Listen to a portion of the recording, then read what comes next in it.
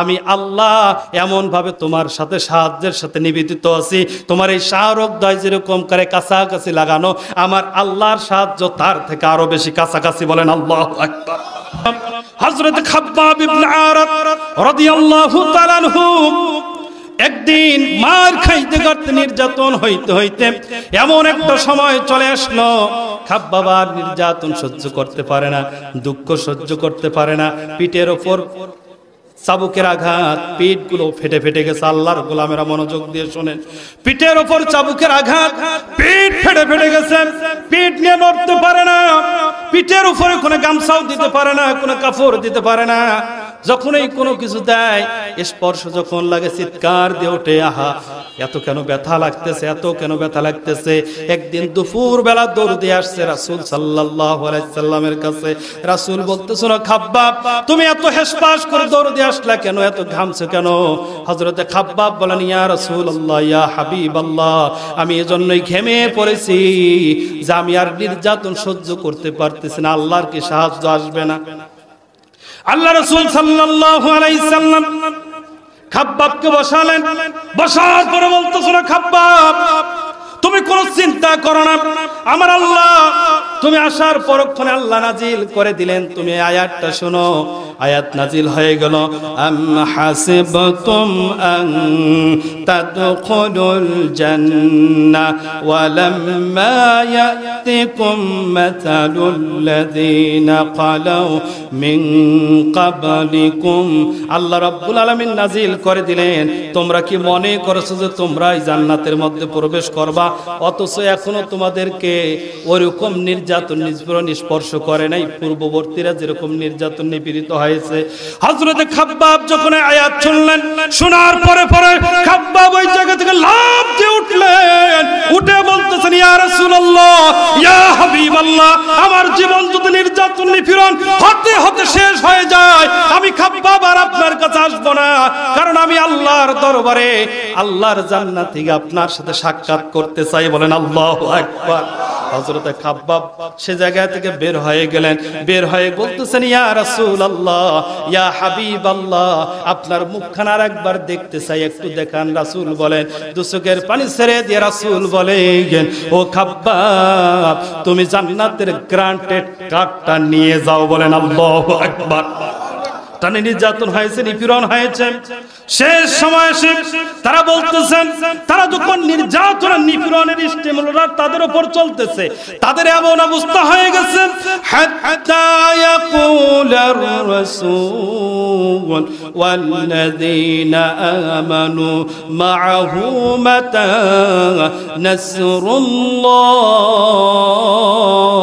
নাসরুল্লাহ। তারা সবাই একসাথে হয়েছে, রাসূল এবং তার সঙ্গী সাথীরা সবাই একসাথে বলতেছে, আল্লাহ তোমার সাহায্য কোথায়? আত্তা ইয়াকুলার রাসূল ওয়াল্লাযীনা আমানু মাআহু মাতা নাসরুল্লাহ, মাতা নাসরুল্লাহ, মাতা নাসরুল্লাহ। আল্লাহ তোমার সাহায্য কোথায় রে মালিক, তোমার সাহায্য কোথায়?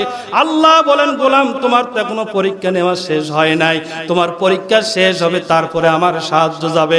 আল্লাহ বলেন, আলা ইন্না নাসরাল্লাহি করিব। আল্লাহ বলে, গোলাম তুমি হাসপাস করতেছো কেন? তোমার কেন এত ভয়? তোমার কেন এত ভয়? তুমি কেন ভয় পাচ্ছ? তোমার এত অনীহা কেন? তুমি কি কারণে চিন্তা করতেছো? কেন চিন্তিত হয়ে গেছো? তুমি আমার কাছে সাহায্য চাচ্ছ, শুনে নাও, আমি আল্লাহ এমন ভাবে তোমার সাথে সাহায্যের সাথে নিবেদিত আছি, তোমার এই শাহরগদয় যেরকম করে কাছাকাছি লাগানো, আমার আল্লাহর সাহায্য তার থেকে আরো বেশি কাছাকাছি। বলেন আল্লাহু আকবার। ও আল্লাহর গোলামেরা, পাঁচ ঘটনা আপনাদেরকে বলে দেই। আমার সাথে একজন কুষ্টিয়া গেছে মিছিল করার জন্য, মিছিল করেছি 3 তারিখ 4 তারিখ মিছিল করেছি। 4 তারিখ সন্ধ্যাবেলায় ওই ব্যক্তি বারবার আমার হাতটা চিপায় ধরতেছে, হুজুর ভাই ও শায়েখ ভিডিওটা ডিলিট করেন, না হলে কারাগারে যাওয়া লাগবে। 4 তারিখ বিকালবেলা বলতেছে, হুজুর ভিডিওটা ডিলিট করেন, আমরা যে মিছিল করছি ভিডিও মোবাইলের মধ্যে রাখা যাবে না, ডিলিট করে দেন। 5 তারিখ ফজর বেলায় আসছে, এসে আবার বলতেছে ফজরের নামাজের পর হুজুর ভিডিওটা ডিলিট করে দেন। এই ভিডিও যদি থাকে আর কেউ যদি দেখে, পুলিশ যদি ইনফরমেশন পায়, তাহলে আমার আর বাড়িতে থাকতে দেবে না। আমি তো বলি তো আমি নীলফামারীর সন্তান, আমি কি করবো? আমার যদি অ্যারেস্ট করে কি হবে? আমার আল্লাহর এই কথাটা মনে হয়ে গেল, আলা ইন্না নাসরাল্লাহি করিব। আল্লাহর সাহায্য তো খুব কাছাকাছি। জালেমরা জুলুম করবে, নির্যাতনকারী নির্যাতন করবে। আমরা তো দুনিয়াতে আসছি মামুর বাড়িতে ভালো মতো খাওয়ার জন্য নয়, আমরা দুনিয়াতে আসছি আল্লাহর কোরআন বাস্তবায়ন করার জন্য, আল্লাহর কোরআন মসনদে নিয়ে যাওয়ার জন্য, রক্ত দেওয়ার জন্য এসেছি। এই দুনিয়াতে আল্লাহ আমাদেরকে প্রেরণ করেছেন, পরীক্ষার পর পরীক্ষা করবেন, পরীক্ষা করার পরে জান্নাতে দেবেন, ঠিক কিনা? আপনি এমনি জান্নাত চান? এমনি যদি জান্নাত চান, যতই বাবার দরবারে যান আর খাজার দরবারে যান, যে জায়গায় যান, ওরা জান্নাতের আশা দেখাবে, মিথ্যা আশা। ওই জায়গায় যাবেন, মিথ্যা আশা নিয়ে বসে থাকবেন। আল্লাহর কোরআন মনে করে ওই দাজ্জালের পুনরারূপ হইল ওই ভণ্ড খাজা বাবার বাবারা, ঠিক কিনা? দাজ্জাল এসে বলবে যে এই যে জান্নাত, জান্নাতে ঢোক, কিন্তু মূলত ওটা জান্নাত নয়, ওটা জাহান্নাম। বলবে এই যে জাহান্নাম, দাও দাও করে আগুন জ্বলতেছে, এই জাহান্নামের মধ্যে থেকে তুমি যাইতে চাও। যে ব্যক্তিরা ঈমানদার হবে, আল্লাহওয়ালা হবে, যেই ব্যক্তিরা আল্লাহর একমাত্র ঈমানদার হবে, তারা বলবে ও দাজ্জাল, আমরা জান্নাতে যাইতে প্রস্তুত আছি, কিন্তু আপনারা আল্লাহ মানতে প্রস্তুত নাই। বলেন আল্লাহু আকবার। ওরা জাহান্নামে যাবে, ওই জাহান্নামে গিয়ে তারা আল্লাহর জান্নাতের মধ্যে চলে যাবে। বলেন আল্লাহু আকবার। আল্লাহর গোলামেরা 5 তারিখ পর্যন্ত অনেক যুবকদের ভিডিও ডিলিট হয়ে গেছে, তারা ভয়ে ডিলিট করেছে। আমার ভিডিও আমি এখন পর্যন্ত রেখে দিয়েছি। আমার একটাই আশা ছিল, একটাই আল্লাহর কাছে চাওয়া ছিল। আমার আল্লাহ তো ডাক দিয়ে বলেছেন, আল্লাহ ইন্না নাসরাল্লাহি করিব। আল্লাহ বলছেন, গোলাম ভয়ের কোনো কারণ নাই, আমি আল্লাহ তো তোমাকে সাহায্য করব। এই কথার উপর অটল থেকে আমি সব ভিডিও রেখে দিয়েছি। কুষ্টিয়া থেকে ইনচার্জ, পুলিশ ইনচার্জ ফোন দিল, হুজুর ভিডিওগুলো ডিলিট করে দেন, মহব্বতের মানুষ। আমি ওনারে সরাসরি একটা কথা বলেছিলাম, দুনিয়ার জমিনে বাতিলে আর মুমিনে কখনো মহব্বতের মানুষ হয় না, কাফের আর মুসলমান কখনো মহব্বতের মানুষ হয় না, বেদিনরা আর দিনদাররা কখনো মহব্বতের মানুষ হয় না, ঠিক কিনা? আল্লাহ রাসূল সাল্লাল্লাহু আলাইহি সাল্লাম স্পষ্ট ভাবে বলেছেন, লা তাত্তাখিযুল ইয়াহুদা ওয়ান নাসারা, গোলাম তোমরা কখনো কোনো অবস্থাতে ইহুদি এবং খ্রিস্টানদের সাথে সম্পর্ক রাখো না। আর এখন এমন হয়ে গেছে যে ইহুদি আর খ্রিস্টানদের ছাড়া ওর ভাত গলায় যায় না। আল্লাহর গোলামেরা খুব মনোযোগ দেন, আল্লাহর সাহায্য কতই না কাছাকাছি। আর অবিশ্বাসীরা অবিশ্বাস করে, আল্লাহ রাব্বুল আলামিন কত সুন্দর করে কাছাকাছি সাহায্য করেছেন। আল্লাহ রাব্বুল আলামিন খয়বরের যুদ্ধে যেই দিন শুরু হয়ে যায়, রাসূলুল্লাহ সাল্লাল্লাহু আলাইহি সাল্লাম খুব চিন্তায় পড়ে গেছেন, কি হবে কি হবে। আল্লাহ পাক একদল বাতাসকে বললেন, ও বাতাস যাও, ওই কাফেরদের সব কিছু লন্ডভন্ড করে দাও। বাতাস আসলো, আমসাকা সব লন্ডভন্ড হয়ে গেল, আর আল্লাহ রাসূলের বিজয়ের পতাকা ফতফত করে উঠলো। বলেন আল্লাহু আকবার। সেরকম ভাবে আল্লাহ যুবকদের সাহায্য করেছেন। 5ই আগস্টে যুবকরা যখন রাস্তায় নেমে পড়েছেন, দিক বেদিক নাই, রাস্তার সব রাস্তাগুলো ব্লক হয়ে গেছে, গণভবনের দিকে জনস্রোত চলে যাচ্ছে, যুবকেরা যাচ্ছে। আল্লাহর সাহায্য কেমনে আসে দেখেন। শেখ হাসিনা বারবার বলছে যে গুলি মার, গুলি করে সব ধ্বংস করে দে, সব কিছু শেষ করে দাও, কিন্তু আল্লাহর মার আক্কেলের বাইরে, ঠিক কিনা? সেনা প্রধান বলছে এখানে গুলি করে কোনো লাভ নাই, এত পরিমাণ লোক আসছে, গুলি শেষ হবে কিন্তু মানুষের গণজোয়ার শেষ হবে না, হবে না, হবে না। বলেন আল্লাহু আকবার। এই যুবকদের আন্দোলনের মুখে তোফের মুখে পড়ে শেখ হাসিনা 45 মিনিটের মধ্যে দেশ ছাড়া হয়ে গেছে। ও আল্লাহর গোলামেরা, আমি আপনাদেরকে এই কথার উদাহরণ দিয়ে এই কথা বলতে চাই। আল্লাহ রাসূল সাল্লাল্লাহু আলাইহি ওয়াসাল্লাম যখন মক্কা বিজয় করেন, মক্কা বিজয় হয়েছে বিনা রক্তপাতে। আল্লাহ রাসূল মক্কা বিজয় করেন, 10,000 সেনাবাহিনী নিয়ে যাচ্ছেন মক্কার অভিমুখে। মক্কার দূরে রাসূল তাম্বু টাঙ্গাইলেন। একজন সাহাবা এসে বললেন, ইয়া রাসূলুল্লাহ, ইয়া হাবিবাল্লাহ, কি করা যায় একটু পরামর্শ করেন। কয়েকজন একসাথে বসছেন, বসার পরে পরামর্শ করতেছেন। যে কি করা যায়। আল্লাহ রাসূলের একজন প্রবীণ সাহাবা বলতেছেন, ইয়া রাসূলুল্লাহ, আমরা 10,000 মানুষ, 10,000 চুলা তৈরি করে দেন। বলেন আল্লাহু আকবার। 10,000 চুলা তৈরি হয়ে গেছে।